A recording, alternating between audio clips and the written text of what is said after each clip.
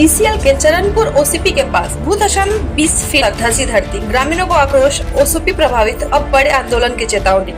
बाराबानी थाना क्षेत्र के अंतर्गत ईसीएल के शातग्राम शिवपुर एरिया अंतर्गत चरणपुर हाटतल्ला ओसीपी के पास अचानक भूधसान की बड़ी घटना सामने आई।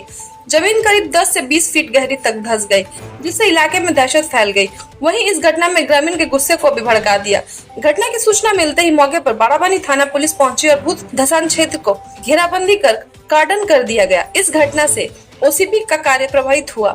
ग्रामीणों का आरोप है कि ईसीएल प्रबंधक हमें न तो पुनर्वास दे रही है, न कोई उचित मुआवजा, हमें बस मरने के लिए छोड़ दिया गया। भुइया समाज उत्थान समिति के प्रदेश अध्यक्ष सिंटू भुइया ने कहा, चरणपुर हाटतल्ला ओसीपी के पास करीब 138 परिवार रहते हैं। मकानों को घरों में खतरे की आशंका बढ़ती जा रही है। ईसीएल न तो पुनर्वास दे रही है और न ही उचित मुआवजा। अब इनको अपनी ही जमीन के बेदखल किया जा रहा है।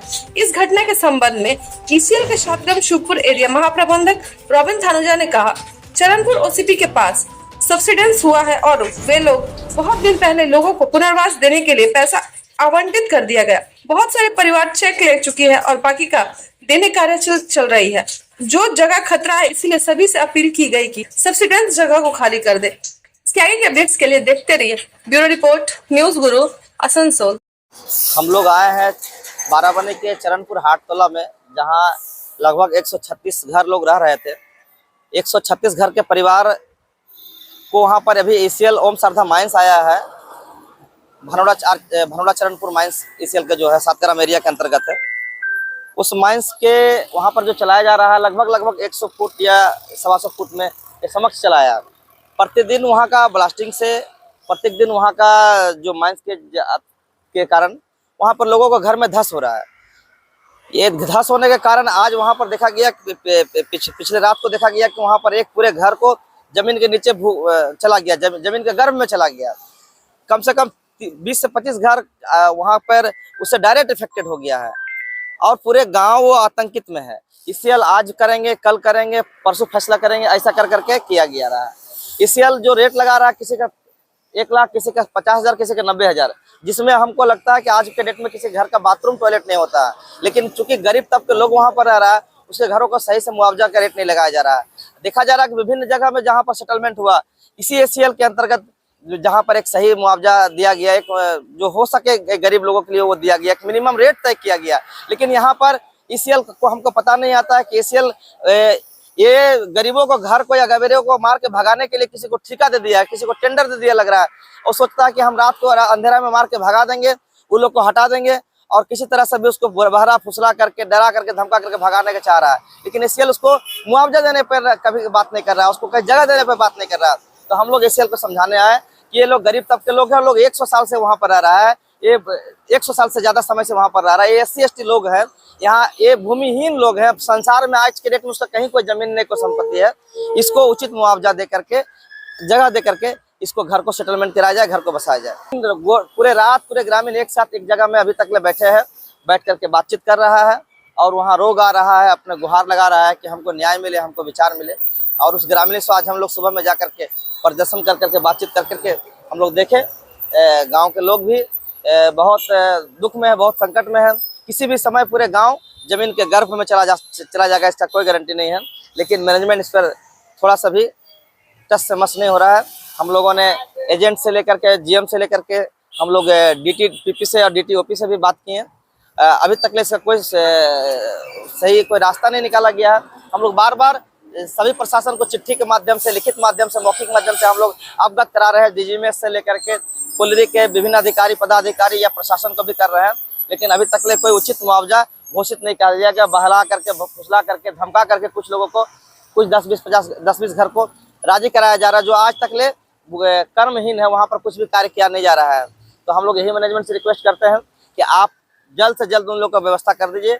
अगर कोई अप्रिय घटना घटेगा तो हम लोग 48 घंटे के अंदर अगर फैसला नहीं किया तो कोई अप्रिय घटना घटता है, हम लोग पूरे ईसीएल के सभी माइंस में जाकर के आंदोलन करने के लिए बाध्य रहेंगे। अभी क्या माइंस बंद है क्या? हाँ, अभी वहाँ पर स्थानीय लोगों ने माइंस को बंद किया है, क्योंकि सेफ्टी नहीं है लोग को। अगर माइंस चलेगा और लोग मर जाएंगे, लोगों का घर धंस जाएगा, तो माइंस कैसे चलेगा? क्या लग रहा है, ब्लास्टिंग के चलते घटना घटी है? बिल्कुल ब्लास्टिंग के चलते घटा है, अतिरिक्त ब्लास्टिंग के चलते घटा है। सही तरह से माइनिंग नहीं किया जा रहा, उसके चलते ही घटा है। नहीं तो कारण क्या है? आखिर इतने दिन से जमीन धस नहीं रहा था, बैठ नहीं रहा था, आज क्यों बैठ गया? वो तो डीजीएमएस बताएंगे किस कारण हुआ। डीजीएमएस को जवाब देना चाहिए इसमें, क्यों किस कारण से घर धसा है। क्या लग रहा है कि ईसीएल प्रबंधन कह रही है कि मुआवजा हम लोग दे रहे हैं, लेकिन कुछ लोग ईसीएल प्रबंधन मुआवजा दे रहे हैं, किसी के घर का 90,000 दाम लगा रहे हैं, किसी का 50,000 दाम लगा रहे हैं। तो 50,000 90,000 में आज के भारत में कौन पूरे परिवार को लेकर के रह सकता है, ये हमको समझ में नहीं आ रहा। कौन सा कानून के तहत दे रहे हैं, हमको ये समझ में नहीं आ रहा है। इसीलिए हम लोग मुआवजा कर रहे हैं कि उचित मुआवजा दिया जाए, जो एसीएल द्वारा ही विभिन्न एरिया ऑफिस में कोलिरी में दिया गया वो मुआवजा दिया जाए, ये हम लोग मांग कर रहे हैं। आपका परिचय? मेरा नाम सिंटू कुमार भुइया, भुइया समाज उत्थान समिति के प्रदेश अध्यक्ष। अब ग्रामीण जो आया है हटतोला वाला, वो लोग का कहना है कि जो घर वहाँ में आपका जो ये एक घर डैमेज हुआ है, जिसमें जो ज़मीन उमीन है वहाँ में थोड़ा सा सब्सिडेंस ये सब जो हो गया, तो हम लोग तो आज से नहीं कई दिन से बोल रहा है कि यहाँ में बहुत पुराना माइनिंग जगह है, प्लस आपका आदमी लोग जो है वही गांव से चोरी छुपी जाके नीचे में कोयला काट रहा है। तो पुराना बहुत पुराना आपका माइनिंग का ज़माने का माइन है, उसमें जाके वो लोग जो छोटा छोटा नीचे का जो पिलर है फिर से काट रहा है। तो जहाँ में अभी ओपन कास्ट माइनिंग हो रहा है वो जगह में कहीं कुछ नहीं हुआ, जो हुआ दूर में ही हुआ है। और ये जो है वो कोयला चोर लोग चोरी करने के लिए जाके बेहतर से काटता है और उसके चलते ये सब हो रहा है। एनीवे, हम नहीं बोल रहे कि गांव वाला लोग दोषी है, जो चोर करने वाला लोग चोरी करके ही ये सब प्रॉब्लम हो रहा है।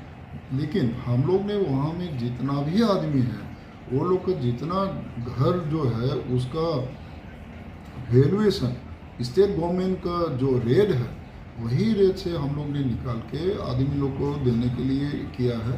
और उसमें बहुत सारे आदमी लोग छोड़ के वो लोग अपना पैसा कंपेंसेशन वाला पैसा जो है चेक सिस्टम से पे किया है, उसको लेके गए भी है।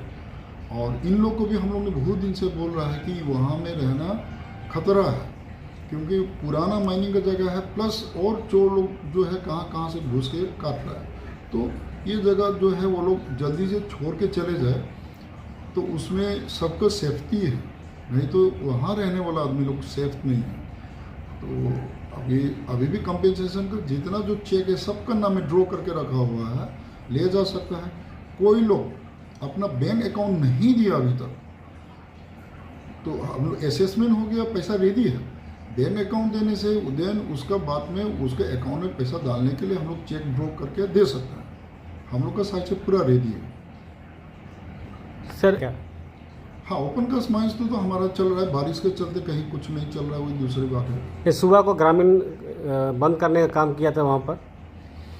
हाँ, वो लोग काम बंद करने के लिए है, पुलिस भी आया था। वहाँ में जितना अफेक्टेड एरिया है वो सब अपना फेंसिंग करके भी ये किया है। तो वो जगह में हमारा माइनिंग भी होता नहीं है और वो जगह में हमारा मशीन या आदमी जाने का भी कोई दरकार नहीं पड़ता, वो गांव का अंदर में। सर, अभी सबसाइड जहाँ हुआ है वहाँ पर क्या कुछ प्रिकॉशन कीजिएगा? हाँ, वो पुलिस का मदद के हिसाब मदद लेके वहाँ में आपका ये किया है, रिबन बांध के फेंसिंग करके रखा है वहाँ में। लेकिन ये हम लोग का मैनेजमेंट के साइड से ये कहूँगा कि वहाँ का गांव का आदमी जो अफेक्टेड जगह है वो सब जल्दी से जल्दी हट जाए वहाँ से। वो लोग का रहने के लिए भी हम लोगों ने घर भरा करके भी वो लोग को दिया हुआ है कि जब तक नया घर नहीं बनाता है वो लोग वहाँ में रह सकता है। और स्टेट गवर्नमेंट का साइड से भी, आपका लोकल प्रशासन का साइड से भी वो लोग को पट्टा का जो जगह है वो प्लॉटिंग करके दे दिया है, ज़मीन को डेवलप किया है, लेवलिंग किया है, वहाँ में लेवलिंग करके पूरा प्लॉटिंग कर दिया है। तो एक तरह से आपका जो अभी उसका जो घर का जो अमाउंट है वो वाला चेक रेडी किया है, जिसने अकाउंट नंबर दिया। दूसरा तरफ में जो जगह नया जगह बनाएगा वो जगह में ज़मीन को डेवलप करके प्लॉटिंग करके दे दिया है।